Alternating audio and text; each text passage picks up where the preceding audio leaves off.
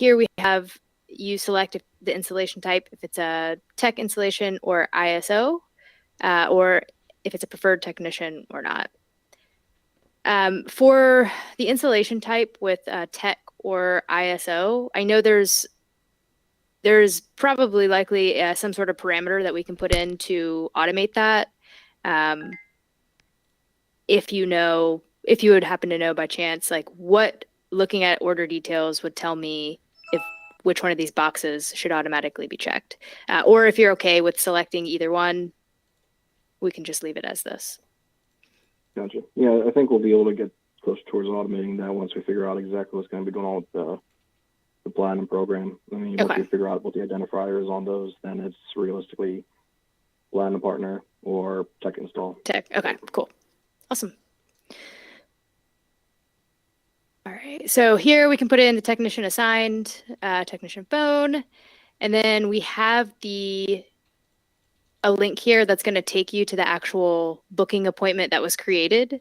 So that way, if anything comes up in Field Nation and you need to reschedule it, cancel it, delete it, you can do so right from this page, and it will call back to decisions and automatically update the task system with any of those changes, as well as notify the POS installation QA team and the customer or the merchant. Gotcha. All right, I guess I'll go ahead and just put some data in. You guys feel free to jump in anytime, and you don't have to wait for me to stop talking.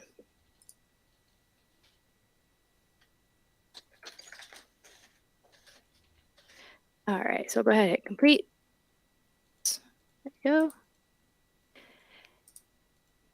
And then once we have that technician assigned, it's going to go ahead and create an assignment for Eric's team. And this is going to be the installation QA. So I'll go ahead and claim that.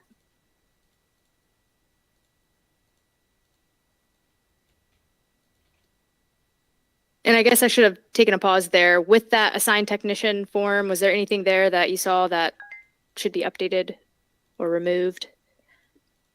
No, I think that one was mostly okay. Okay. Cool. And I'll send out a document with screenshots and stuff so you guys can mark it up.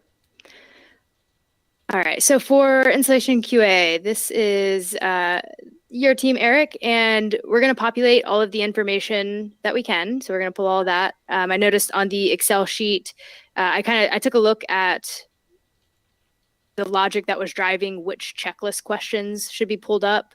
So we can go over that in just a minute. Okay. And as far as the number of terminals, printers, and SkyTab devices, for right now, we have it where you have to actually fill it in. When we get to a spot where we can someone can compile a list of, hey, this model number is a terminal, this model number is a printer. Eventually, automation can be added in here to go ahead and fill those numbers in. Gotcha. All right. And at a quick glance, is there anything on this kind of initial details page? Well, we'll go through the rest of the tabs because you don't know what's on them yet.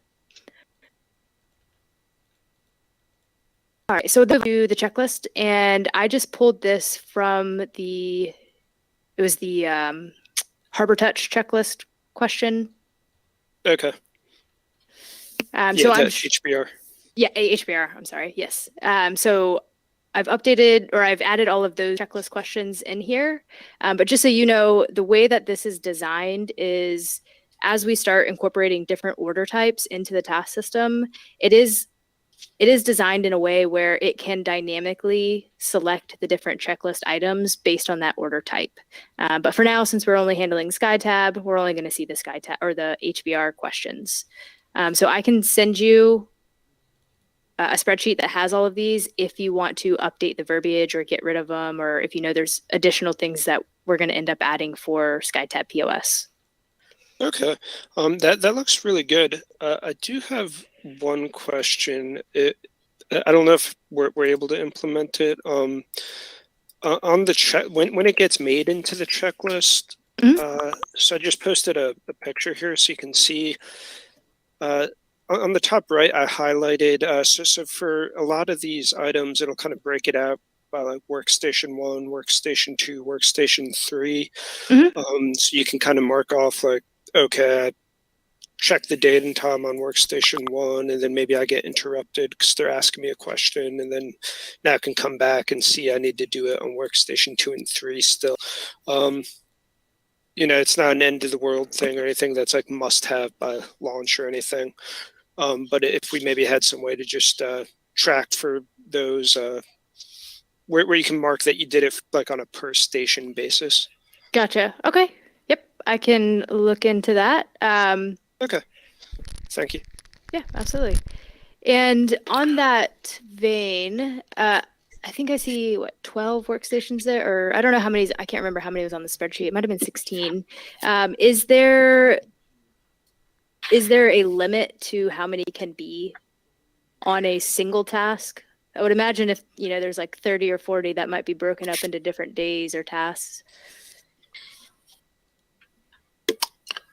I don't think we've ever set a hard limit on that. Okay. Yeah.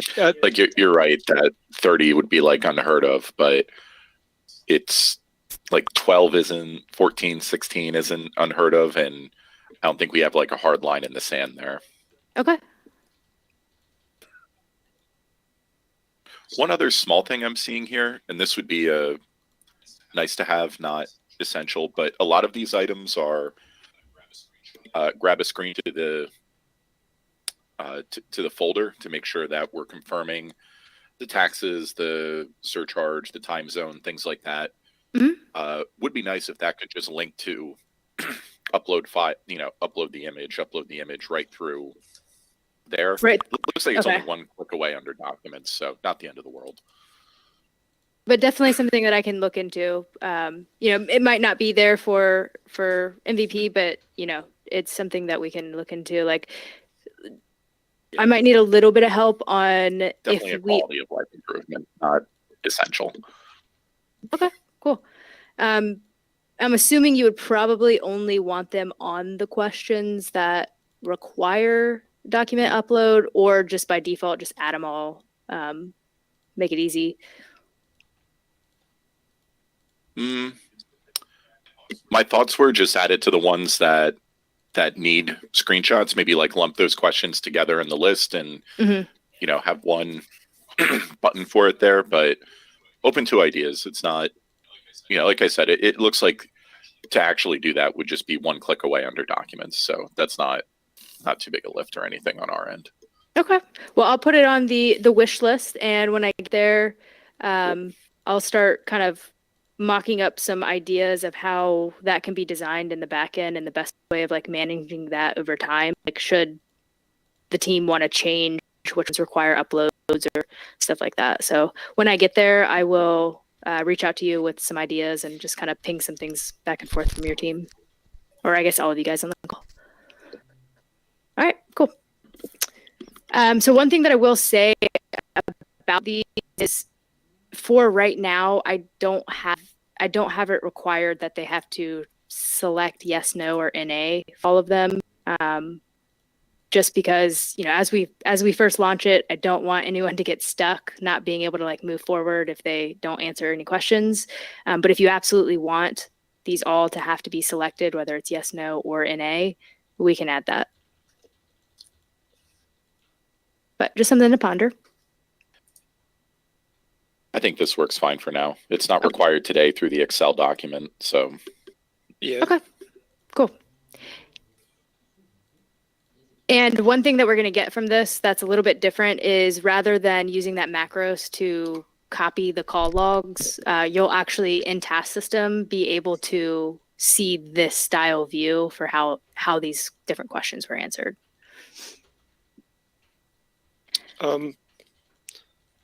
Could we go back to what you were saying with that? Because I did have a question. So right now we would copy the contents of this checklist to put in the ticket system.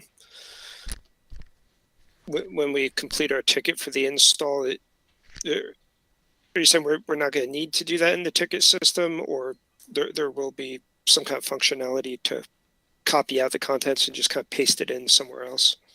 Yeah, so one of the things that we discussed on, I think it was last week, was, we're okay with not adding this into the ticket system, like this checklist view, as long as we have a way to easily view it within task system. Okay, so the installer can just, for their ticket, just put installation complete, and that'll be that. And they won't even have to add anything in Arcos as far as installation complete. As soon as the installation is complete, the task system will automatically flip the correct switches in Arcos to mark it complete. Okay, awesome. Yeah, hopefully on a normal install that doesn't need anything extra, we shouldn't have to interact with the ticket system. We should be able to do it all through this task system. What we do want to make sure is if there's someone in a different department, like support, and they have a phone call and the guy's like, hey, what's up with this install? They should fairly easily be able to get a status update somehow by clicking on a link and seeing something generated by task system as to where this stands. And I think we have something very similar to that already. We would just want something that's meant to be viewed not by the installer, not by necessarily like our team members.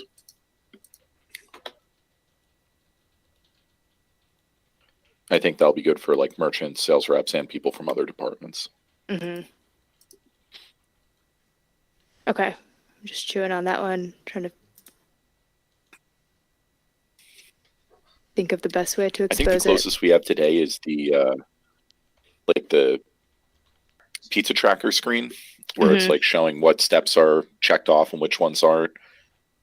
A little bit more detail would be helpful, but even if we just had that, I think that's a good jumping off point where at least someone can see that, like, oh, it's currently in the install stage, or it has I see what you're saying. Underway. Hasn't been Gotcha. yet. Gotcha. Okay. Yes. Okay. So, and we will have that when task system has control of an order, it's actually going to lock the Arcos screen and take them into the task system view so that they can view that. So even if someone is working in Arcos, they will have a link they can click for the order to see the status of it in task system. Sorry, I was thinking you were meaning this view right here. Gotcha. Okay. Gotcha. All right. So you guys have all seen the documents tab. We already talked about the equipment tab.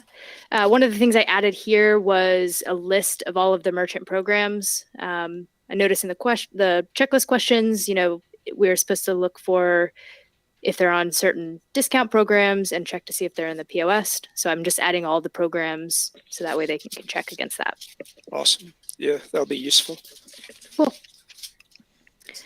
All right. So that brings us to issues. And right now, again, because we're just focused on SkyTab for this initial release, the team is automatically going to be set to SkyTab.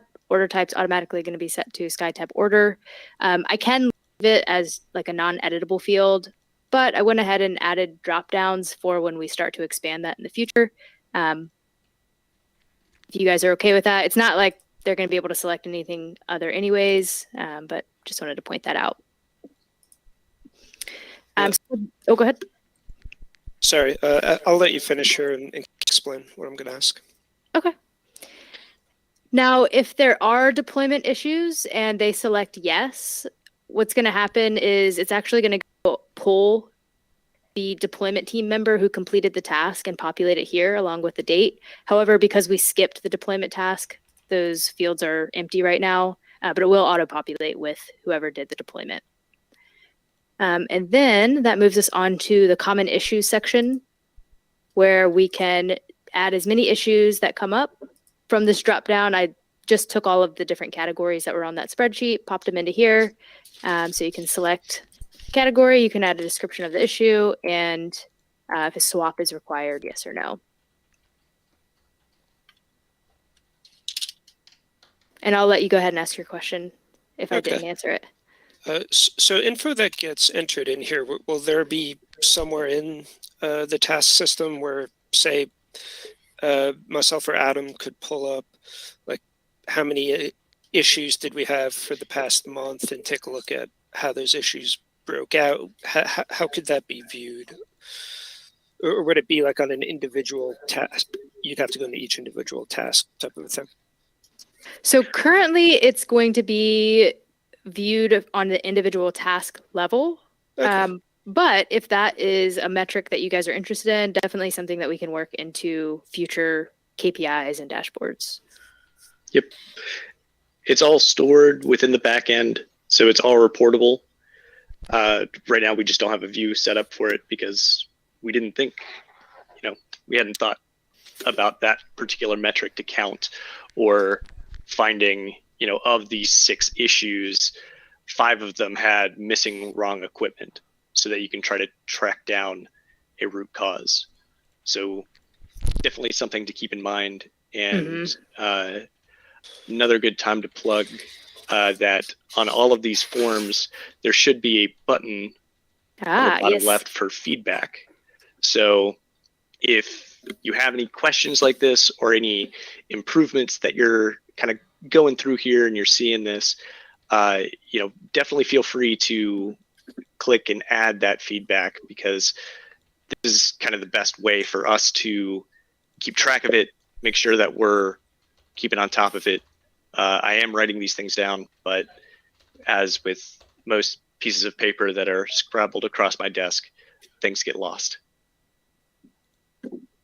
Is this something, it kind of sounds like you're saying, is this something I can log in as right now and take a look at it, or you're just saying once it launches? Yeah, I believe you guys are already, I think you are definitely already set up to be a tester, so you should be able to run through this. Awesome. Okay. I didn't realize that even. Yep. I just need to update the documentation to reflect the changes that we've made. So I'll get that over to you. Awesome. Thank you. And if you're ever running through it and you have a question, feel free to Slack me. Okay. All right. So I do have the useful links where it's going to, I don't have it populated right now. Wanted to kind of pick your brain on that. If you wanted to provide all of the links that were on that checklist item, or I'm sorry, the Excel file, or if, I don't know how often they're used, but if there's certain links that you definitely want to include, we can do that there. If you want them all, I can add them all. Yeah, that's something that I should definitely probably review. I think some of those links are a bit old. Okay. In there. I know I haven't reviewed that portion of it in a bit. The Stonely guide probably has the most up-to-date stuff. I would think at least we want to put that one in there for useful links. There might be a few others, but that one seems like what we would be looking for there. Yeah, that's a good call. Yeah, we can maybe just put the Stonely link, and then they can just go there to go through the actual process of doing the steps that are on the checklist. Yeah. Okay, cool. Yeah, I started to add them, and I was looking at all the links, and I had a feeling that I would add them all, and then they wouldn't be needed, and it would just become noise. Yeah. So, okay, cool. All right, so that leaves us to the installation outcome. So if everything goes as planned, hit complete. I'm not going to hit complete on this one. You can add any additional notes if needed, and that's actually going to trigger the complete installation task, but we'll look at that in a moment. But then that leads us to our other kind of paths or different type of tasks that could be kicked off. So the partial install for the on-site services, we'll go through that path first, and then we'll go down the other paths here. So I'll start with partial install. Let me make sure I have issues in here. Yep, we do. Yeah, I have go ahead. quick question before we go down that path. Is there a section for here? I'm just going to paste a screenshot for this stuff in there, like any cable runs done, batch like latest close time, name of person we confirm the taxes with. Let me see. I might have missed that section. Okay. Yeah, that's the only thing that I didn't see in it that I would have been looking for. Okay, yeah, I can add that in. Oh yes, okay. So for training schedule, training date, is that something that you want included as well? I'm not sure, kind of, does that need to trigger anything else? And if it does, it might be out of scope for the MVP, but happy to include the field so it's kind of captured in task system. Does that training get used I often? feel like those fields probably don't even need to be there anymore Okay. since we're now using You Can Book Me for scheduling trainings. Agree. So, Okay, yeah. perfect. Cool. All right, so then I will add, you want everything except for training scheduled and training date. So terminations, additional materials, cable runs. Okay, yep. We do can that. also, and I'm sorry, this shouldn't even still be on there. That thing about the Sky tab using the router, the first thing, doesn't need to be on there either. Okay. Yeah. That I can remove. Cool. Thank you. Yep. All right. So we'll go ahead. We'll send it down the on-site services path. So we'll just say needs another visit. So before we go down this path, just real one quick thing I wanted to actually discuss with Adam and Eric to see if it makes sense. So other than having the additional section, would you guys be okay with there being a section for like technician feedback for your team? Yeah, Putting in I information think that tech makes arrived sense. late, he was difficult to work with, anything like that. So that way we can start keeping track of how these techs are actually doing on site and if we want to continue using them or not. Yeah, that makes sense to me. Which way are we looking for that feedback? I think Or both ways? Sorry, I'm sorry. Feedback from the tech for us, or feedback from us about the local contractor we sent on site, or both? Feedback from you guys about the field tech that's going on site. Gotcha. So that's something that's just only conveyed really over chat pretty much right now. I could try and put it through an official system, which if we're teaming this up, just even the text box, we don't need a drop down or anything, just another text box field there, I think would do fine.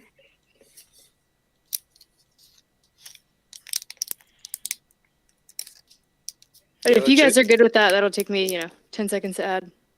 Maybe a minute, but really quick. Yeah, it'd be nice to capture it all in one place instead of trying to link out Google Forms or emails or stuff like that. So, yeah.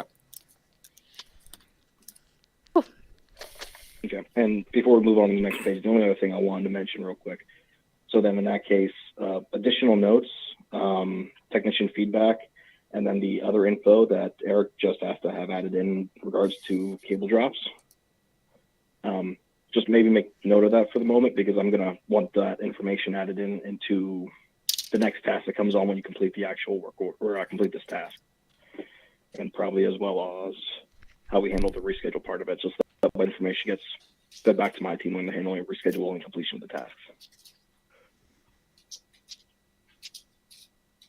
So the additional notes and the technician feedback linked Additional to notes, technician feedback, and then from what Eric sent in a screenshot, additional materials, cable drop length, location of cable drops, and logistics. Okay. Cable Yep. drops. Yep, absolutely. And I do, for additional installations, I know that I do have additional notes and the issues kind of merged into like a single block of text, but I can absolutely add those other fields in there. All right, so we'll go ahead, we'll send it down. Everyone cool if I hit complete? Yep. Okay. Thank you guys for the engagement and all the feedback. Definitely appreciate that. All right, so since we went down this path, this is going to create a task to schedule that follow-up appointment. And this is actually what the form, similar to what the form would look like, should you have to actually create a manual task. The difference, or I'm sorry, should you have to end up manually scheduling the You Can Book Me from the get-go. One thing that I'll point out, though, is this bottom section here for the scheduling message and the You Can Book Me navigation. That won't be there. All right, so with the navigate to you can book me button, actually, now that I say that out loud, I think it is a good idea to add it. But with the navigate to you can book me, what this is going to do is rather than you trying to put in a date and then us kind of running the logic of, hey, is that open? This is actually going to take you directly to the appropriate booking page, and it will fill in the details that we can automatically. So it'll fill in like the mid number, the installation address, and any of the other booking form questions. So that way, whoever's scheduling it I'll just click on it. It will take them to this page. They can select the actual appointment time, and then all of the fields on the booking form will already be filled out. So they can just click confirm booking. And then from there, they can hit complete on the task. You can book me is going to push it back to decisions. And then Awesome. So you can book me will take all the fields that decisions and Arcos Titan already knows about. yes, Awesome. with a little bit of decisions magic, absolutely. Yep. And a little bit of configuration on the you can book me side. Yes, that's true. So- all right. Oh, go ahead. On this page, just real quick. So this is the page where I was talking about like having the additional information from the last task we were on the admin to, so that way my team can see when dealing with reschedules. The only other thing I think if we could add in is the work order number and then the technician contact info who was on the original work order itself. So that way we can just copy that work order number out and search it to see if it's still open or if it's already been closed. Okay. Yep. Perfect. So on that actually brings up another question in my mind. What I initially had here was, does this follow-up appointment actually require a different work order? Or I think I actually said in the video, if like the technician did a bad job, you want to get a different technician, you can select yes or no. Does every follow-up on-site require a different work order? Or are there ever any cases where you can skip creating a new work order? It's just kind of updated in Field Nation. It goes both ways, and that's primarily based off of time frame. So Okay. let's say Eric's team handles it, and they already talked to the tech, and it's due to a swap, and they know it's going to be there in 2 days, and they put in the comments that it's already discussed for this time and date with the same tech. I can take the same tech, run with it, and push it out. But if that work order is past the appointment date for 2 days, we close the work order. So Gotcha. Okay. then we can go through and just get a new work order after this guy. Okay. So I'll go ahead and leave this here then. So you can select yes or no. So you can bypass the task of adding in the new work order information. Got it. Okay, cool. So I'll update this right now. The scheduling message, it's only showing the additional notes that the QA team left along with any of the issues that were marked. So I'll update it to include the other information. Let's go ahead and say there is another work order required. We'll hit complete, and that will create a task to assign the technician.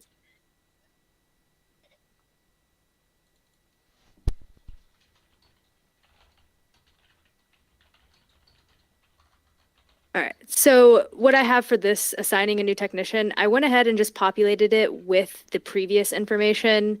Should you not have to, like maybe you're just putting a new work order in, but you're keeping the same tech, or vice versa, it's the same work order, but different tech. That way you don't have to retype in all these fields. Gotcha. So that's going to be created as a new task, and it's going to go back to the unassigned section or unclaimed task section? Would you rather it kind of be like a chained forms? I'm not sure the options we have, but realistically, whoever is handling that last task is going to probably go through and complete all of this. At the So same if it time? creates a Okay, new task, I don't necessarily want to go into someone else. sure. Okay, so we can handle that two ways. Either we can, have a separate task, so that way it's technically tracked as separate units of work in the task system. But if you consider it the same unit of work, we can merge all of that information onto one field, or I'm sorry, one form.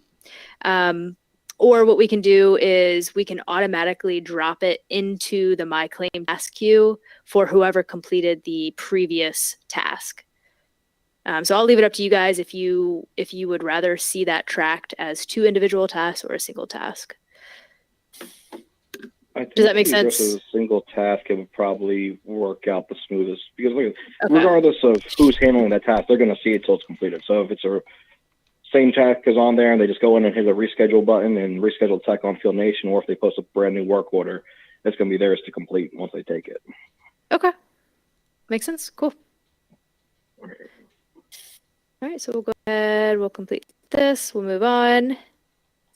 And once that has been completed, it's going to trigger another installation QA task, so that way they can go back and perform any QA on the additional work. So from here, it is going to, like if I go to my checklist items, it will auto-populate all of the fields that you did fill out on the previous installation form. All right, so this time, I'll just go ahead and point out that you can, if you need to just schedule a POS installation team follow-up, you can actually do it directly from this same task form. Again, you can click navigate to You Can Book Me, and it'll navigate to the correct booking form, and then they can just schedule that follow-up time. Did you guys want me to push it down that path, or?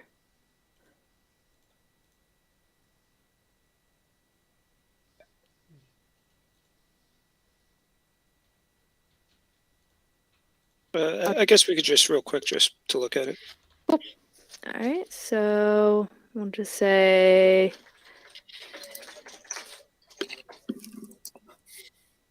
and we'll go ahead and just hit complete.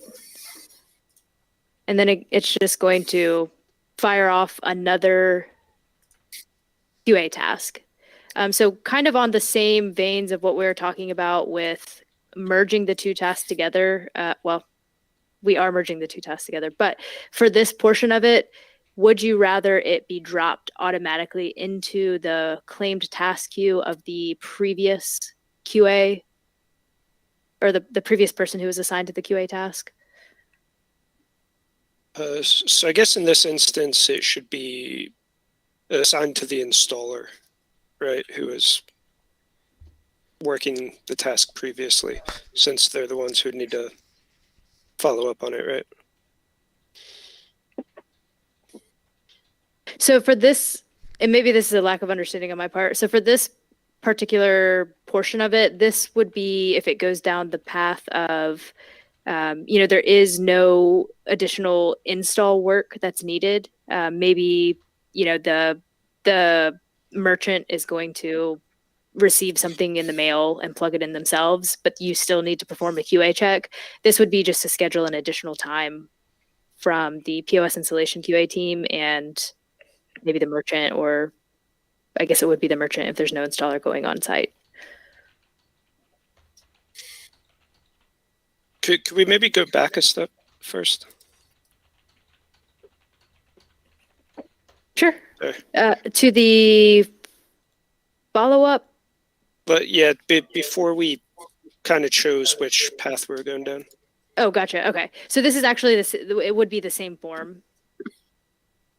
So we'll go Okay. back to the installation outcome.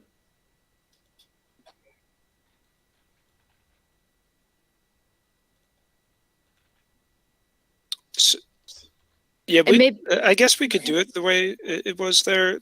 Normally, this option would coincide in Arcos where it would stay in the installer's name, and then it's just their responsibility to follow up on the account. Like when that swap was shipped, or every few business days to try to make contact to get that resolved, whatever the issue may be. So I mean, I'm okay with it going to like OSG to like actually schedule for a firm like appointment on my team's calendar, even if there's no tech.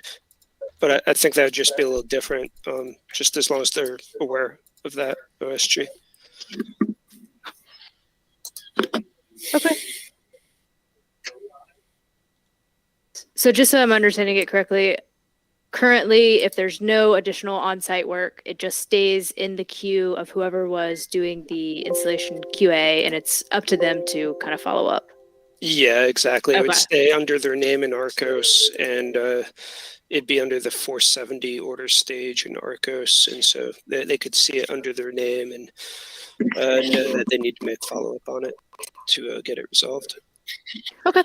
Yeah. So hearing that, what we'll do is we'll just, it will look like it stayed in their queue. Like they can hit partial installation, reschedule with the installation team, and they can add additional notes just for like tracking purposes. So that way we can see how many actual follow-up installation or POS installation QA calls were actually happened. But we'll change it so where it stays in their queue, so it will look like it never left. So that Okay. should be familiar. Sounds good. Okay, cool.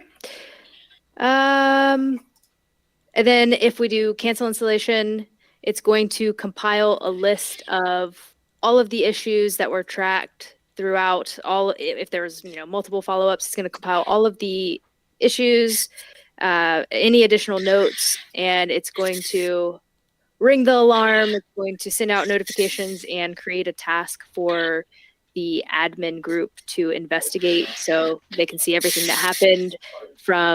They'll be navigated to this view as well, where they can see from beginning to end what happened with the order. And then, of course, Let if me it ask hits, a follow-up ahead. question here real quick. Sure. So the cancel installation, are we treating that like a merchant is requesting cancel their account, or is that them calling in to cancel the installation appointment pending a reschedule? So from my understanding from our previous conversations, or from the conversation we had last week, this would be an option if, maybe the technician showed up on site and then something went terribly wrong and they're just like, you know what, we don't want this anymore. We don't want to follow up. So that would be the installation outcome, I guess. Gotcha. Right. Yeah, so that wouldn't be a reschedule. That would be more like generate a task for MRT, which they're not in this system yet, but basically they don't want to follow up. They just want to pull the plug and move on. And we want to generate some kind of like, oh no, this went terribly wrong. Someone, try to help save it. But I don't see that really being handled through the task system. That'll probably like generate a ticket either to a management distro or MRT. Okay.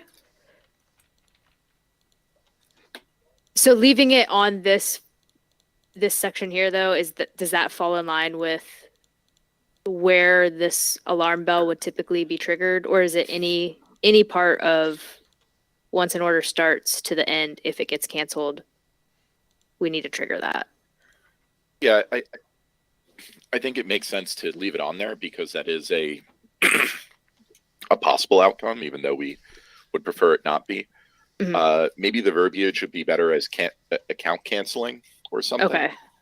So that it's more distinct from like, oh, we just need a different appointment. It's more severe than that. Gotcha. Okay. Yep, we can change the verbiage on that. That makes sense. All right, cool. I'm trying to think. Oh, yes. So I know we're over time. Do you guys happen to have 2 or 3 more minutes to look at something, and you can book me with me? Okay, cool. Thanks, guys. Well, Adam, you said yes. Do the rest of you have a couple minutes? Yeah, I got a couple minutes. Okay. Yeah. I'll run through it. I'll do quick. Okay. So I saw the new SkyTab POS installation and the premium installation calendars or dashboards that were created. So I have started plugging in the logic for these. I want to make sure I'm plugging it into the right place though. So when the POS installation, if it, like, let's say it were to go through this actual booking form, this would need to go on the installer's calendar as well as the POS installation QA team's calendar, correct? Or are those done differently? These are just going to go onto the POS installation QA calendar. So POS generics team. There is a possibility of some of these being completed by our W-2 guys, but I'm not going to be concerned with that as of the current moment. Okay. Okay, so these are just going to go on. Okay, so, and I might have missed this in the previous meeting. I apologize. So when this gets added to the POS installation QA, how does that typically work? Do you guys, is the POS installation QA team, are they on the call with the technician the entire 3 hours or however long that slot is? So what'll usually happen is we'll check in with the technician at the start of the install, make sure they arrive, that they're not running late. If they are, we'll let the merchant know. We'll confirm the equipment's there, that the site's good to go, make sure it doesn't need any cable drops, that, everything's good to go. So then we'll let the technician get started, tell the technician to call us back when they're ready for testing. Sometimes they'll call us with questions as they're setting it up, like how to plug things in. Once everything's online, we'll start doing our testing. If we need to do any troubleshooting with them, with the network or something like that, we'll go through that. Once all the testing's completed, the on-site technician usually does an overview. That's about an hour. And then they would just give us a call after that to check out, or if there's any questions that have arisen during the overview. Okay. And then in looking It's at a little bit different. Like, oh, go ahead, Adam. that was most of it. Just that Okay. they don't always follow a super cookie cutter, step 1, step 2, step 3. Sometimes, depending on the tech and the location, the layout, like it could be one really long phone call. It could be 5 short phone calls. It can vary quite a bit from one to the next. Gotcha. Okay. But we want to make sure that person's calendar is definitely blocked off for the entire duration of the appointment.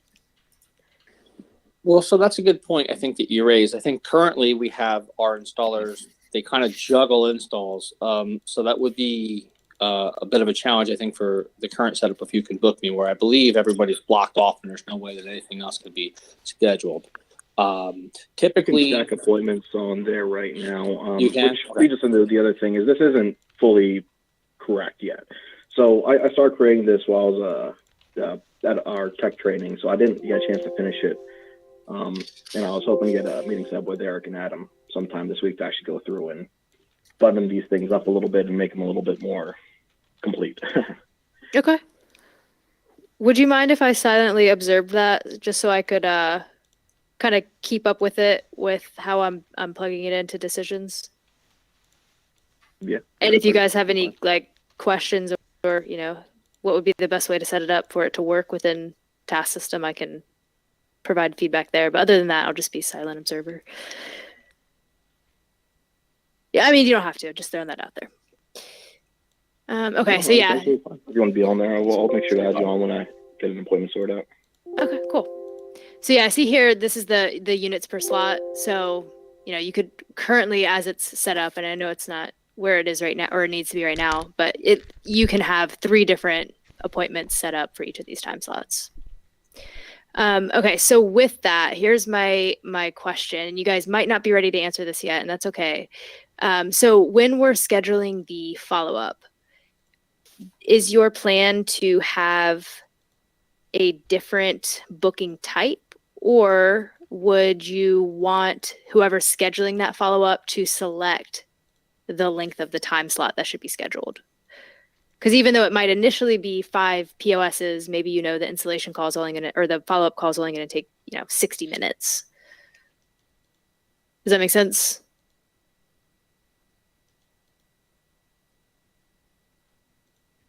Yeah, I'm following you on that. I'm not sure the best way to handle that yet, just because all these, in theory, are going to be merchant facing at one point, at least on this form here.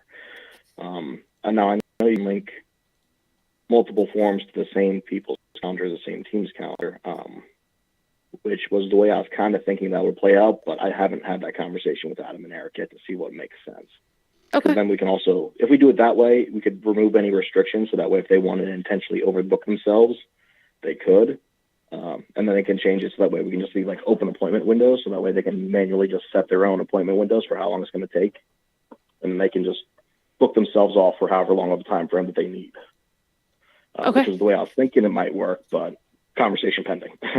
Okay, fair enough. All right, well then I will let you guys drill into this setup a little bit more, and then we can kind of pick apart how it's set up, and I'll ask my questions and bug you guys with that.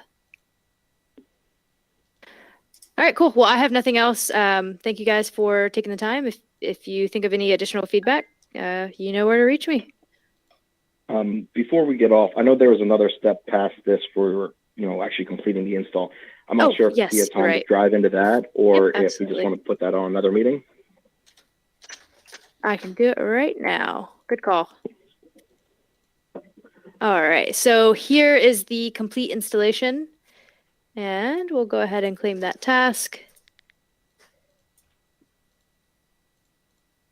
All right, so once it goes down this path, it's going to show technician information, any of the comments that were left, some additional installation information, the equipment, and then here really you can just add any additional notes that you might want to track or keep storage of, and then you can add any installation paperwork from Field Nation or wherever that source might be, and then hit complete. And once you complete that, that will flip the appropriate flags to mark the installation as complete. All right. So 2 things. The installation complete, actually flipping the flags to mark that complete, should not be this one. It should be the last one that Eric's team handles. So if they choose installation complete and hit continue, that should be when the flags kick over. This is just our back end wrapping up the actual order and putting all the information from Field Nation into our internal systems. Okay, perfect. The curveball I'm going to throw you here, just because we didn't talk about it on the last call, because it wasn't even a thought actually, which was how to handle work orders. So in theory, it's possible to have, 1, 2, 3, 5, 10 different work orders for one installation. Mm-hmm. So we probably need that information all conveyed over to this one task, so that way we can go to each of those different work orders and collect all the information to import. Okay, yeah, no problem. I can do that. So rather than it just showing this, it'll actually kind of be like a list of, this is number 1, here's the technician, work order information. So it'll just kind of build the list as follow-ups happen. Most should only have one work order. Most. Yeah, most should only have one. It's just any situation where we're dealing with any of the reschedules. Yeah.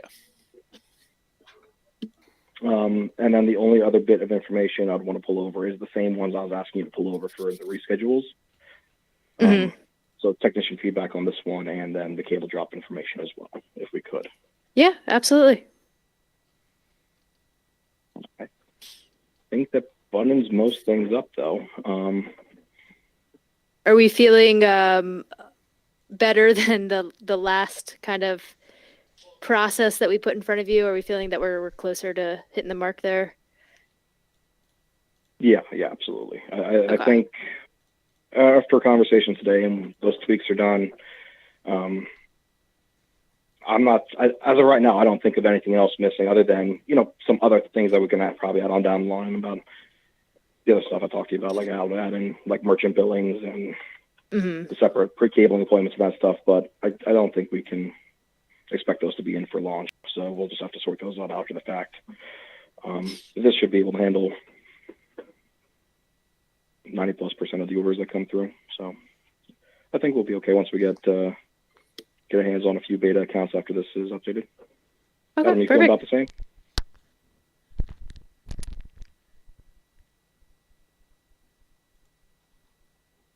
That's comforting. So,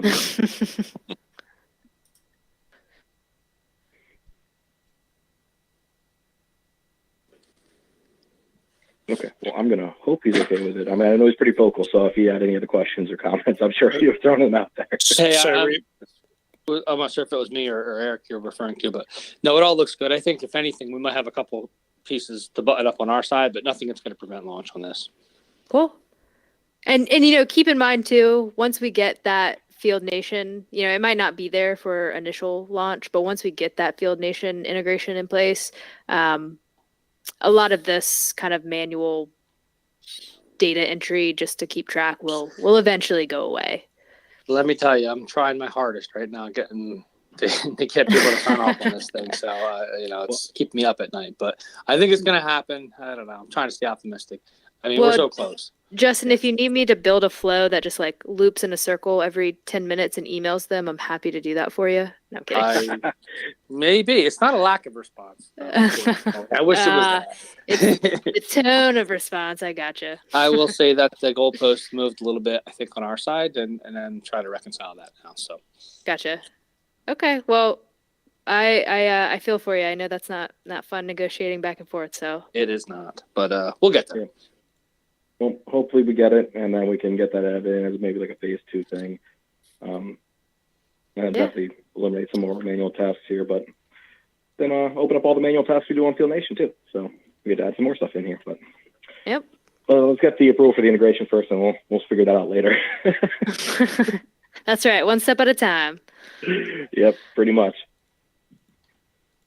All right. Awesome. Well, you know, again, super appreciate the feedback. You know, you guys are the subject matter experts, so hearing how you do it and what you're looking for definitely helps us build towards something that will work for you better. So thank you guys for being very vocal and being interactive today. Absolutely. Thanks for all your help. Yeah, course. thank you. Thanks for your time, everyone. All right. Talk to you guys later. Thanks. Bye.